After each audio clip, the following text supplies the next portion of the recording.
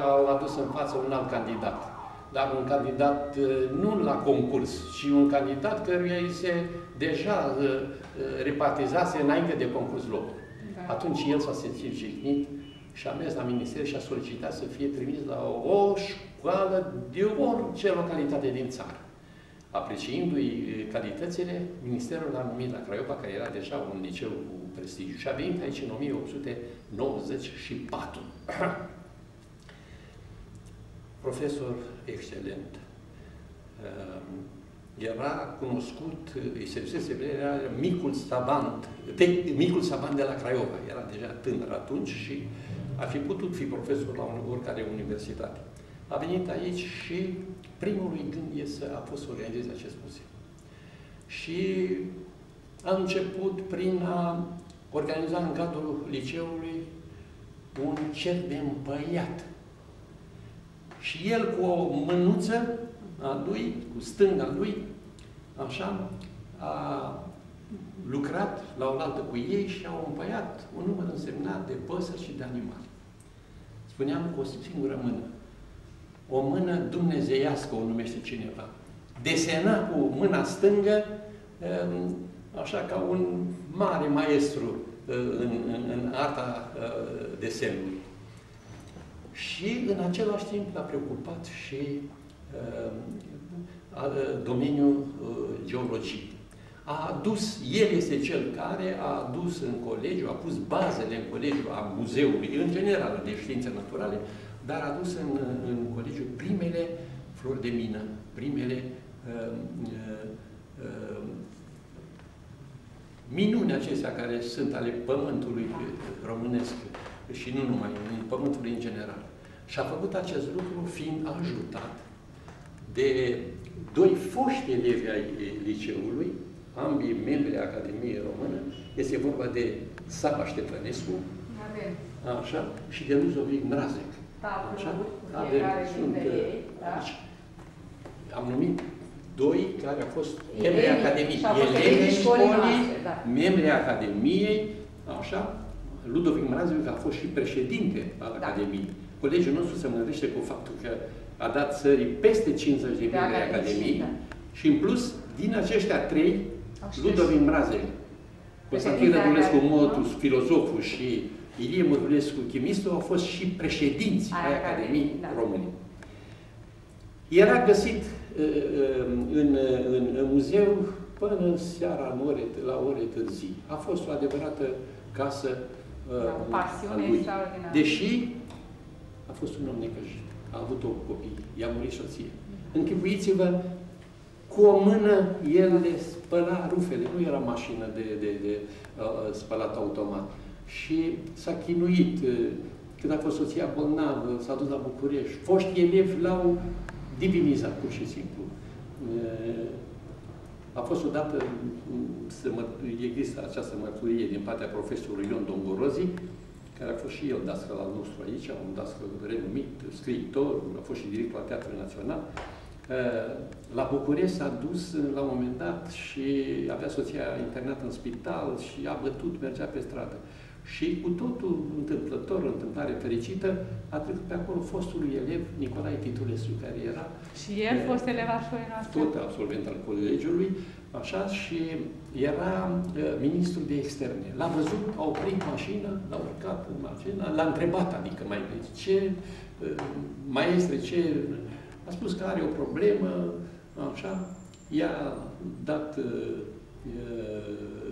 relații în legătură cu cele întâmplate, a mers la minister și a dat după aceea telefon și l-a ajutat pentru ca să poată rezolva problema. Un gest remarcabil. Problema aceea. El a lăsat școlii un muzeu deja închegat, a reușit să-l formeze, să-i dea un conținut. Spuneam, dascăl renumit. Când a murit Elie Georgescu, școala a suspendat cursurile. Caz unic până atunci. Suspendat cursurile și elevii și profesori, în general, Craiova l-a condus pe bătrân pe ultimul său drum. Deci, titlul muzeului este profesor Elie Georgescu.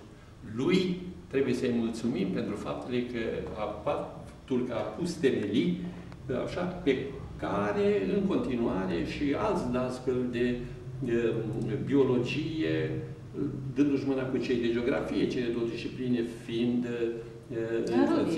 înrudite, așa, au adăugat zestea trăzaniilor alte și alte piese, alte și alte valori. Trebuie să spun însă și că evenimentele care s-au abătut asupra școlii de-a lungul timpului, școala a fost o vreme ocupată de turci în 48, în timpul primul război mondial, aici a fost spitalul nemțesc, s-au mai înstrăinat din obiecte, din piese, din păcate, așa.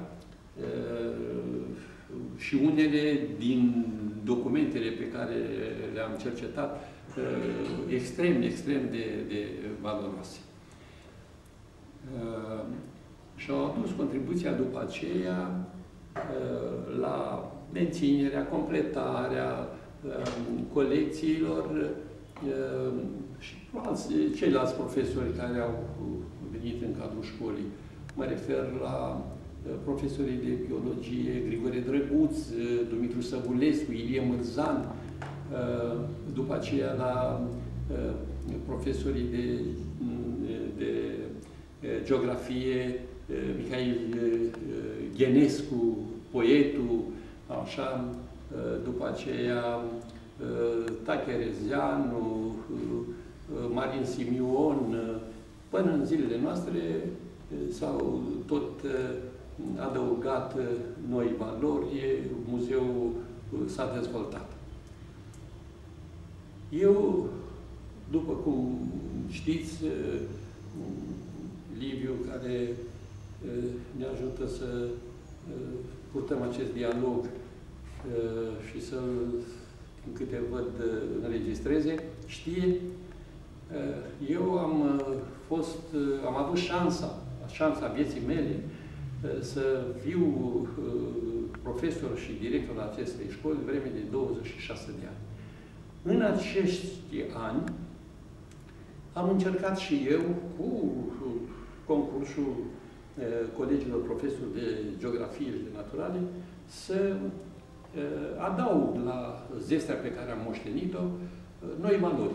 Așa se explică faptul că, la un moment dat, aflând că un colecționar împătimit a avut și șansa, a fost contabil la o serie de mine din Maramureș și a colecționat, a adunat o zeste bogată de flori de mină. Numele său este Dumitru Alexandrescu, așa. Este soțul unei doamne, aș îndrăzni să o calific ca fiind una din cele mai de valoare educatoare de copii. A fost și inspectoare, nu numai a municipiului la județul Dolj, a întregii regiuni, care la un moment dat cuprindea și Teleorman,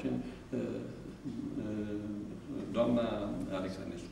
Dânsul, am luat legătură cu dânsul, s-a arătat bucuros că toată truda de o viață materializată în această extrem de valoroasă, de instructivă colecție, ajunge într-o școală cu vechime, cu prestigiu, da. Deci într-o instituție unde cu piesele vine și numele său. Și valorile sunt apreciate. Sunt. Eu am fotografia dânsului și gândesc că poate undeva ar trebui să-i facem loc aici. Cred că merită. Să-i facem loc aici. Așa. Am luat legătură cu membrii Comitetului de Părinți. Am avut, mi-amintesc în timpul acela, președinte al acestuia era un inginer de seamă, constructor și director al trusului de construcții județean, inginerul Ion Botofei, președintele, foarte bucuros. Am negociat